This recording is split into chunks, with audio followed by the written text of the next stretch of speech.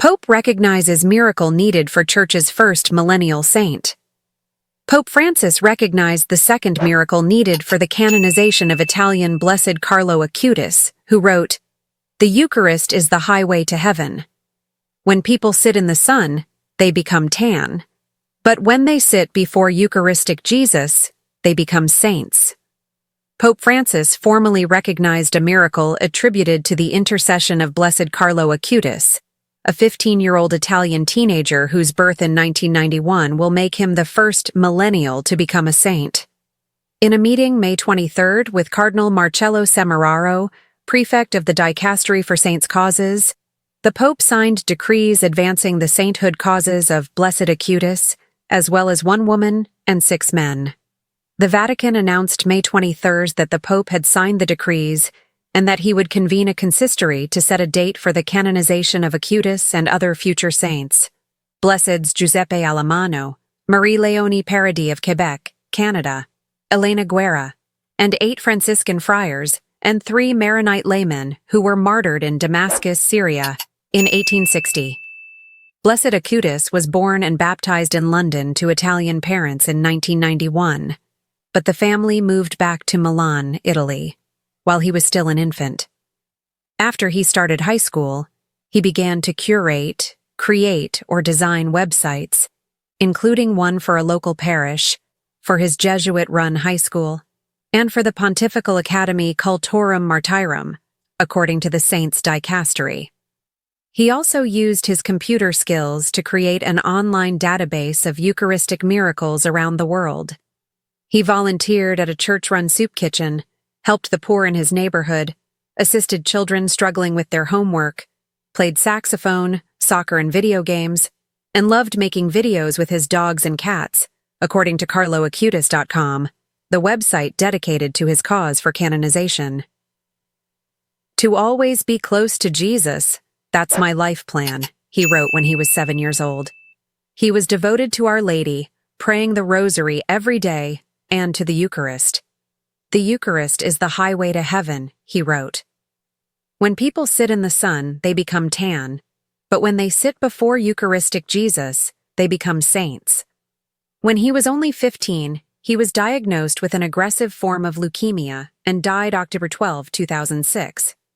He had said, "I'm happy to die because I've lived my life without wasting even a minute of it doing things that wouldn't have pleased God," according to carloacutis.com. His mortal remains were moved to the municipal cemetery in Assisi in 2007 to fulfill his wish to be in the city of St. Francis. Then his remains were moved to the Shrine of the Renunciation at the Church of St. Mary Major in Assisi in 2019. He was buried wearing Nike sneakers, black jeans, and an athletic warm-up jacket, clothes he was used to wearing every day. In February 2020, the Pope formally recognized a miracle attributed to Acutis' intercession, and in October that year, the teen was beatified during a Mass at the Basilica of St. Francis. An estimated 117,000 pilgrims visited the teen's tomb in just the first year after his beatification, the Diocese of Assisi said, the day before his feast day, October 12, 2021.